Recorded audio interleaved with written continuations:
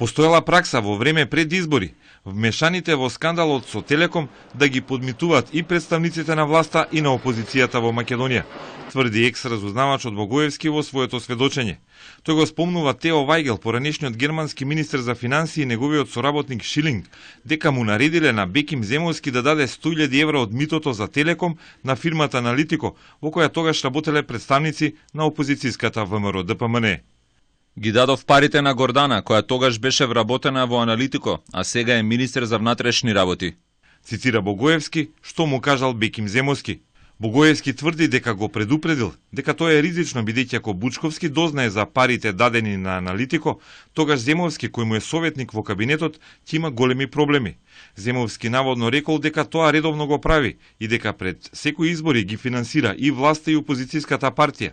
И дека така било и кога Бучковски бил опозиционер.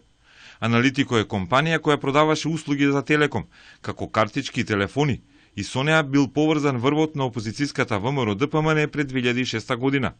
Вајгел, за кого Богоевски тврди дека му наредувал на Земовски, е поранешен долгогодишен германски министер, познат и како креаторот на заедничката европска валута, а бил соработник на Бучковски и се среќавал и со Груевски. Шилинг, неговиот долгогодишен соработник, исто така е дел од невладината германска организација Бајмак со седиште во Минхен, каде како благајник фигурира Беким Земовски. Земовски по еднонеделен молк преку порталот Либертаст ги негираше тврдењата на Богоевски како измислици и најави тужба за клевета против екс-разузнавачот. Изјавата при судот во Њујорк е злонамерна и тенденциозна, со цел да се наштети на мојот углед и интегритет. Јас одговорно тврдам и демантирам дека не сум учествувал во никакви нелегални посредувања и активности, какви што ги искажува Слобода Богоевски. Вели Земовски во реакцијата. Со најава за тужба за клевета против Богоевски се огласи и вице-премиерот Муса Чафери преку порталот Портал. И тој негира било каква мешаност, и негова, и на Али Ахмети во случајот со митото на Телеком. Обвинувањата против мене, кои се однесуваат дури на организирање убиства, се сериозни и тешки. Станува збор за прашање од лична природа и ке тужам за клевета. Тој ќе мора сите овие работи да ги докаже пред нашите институции.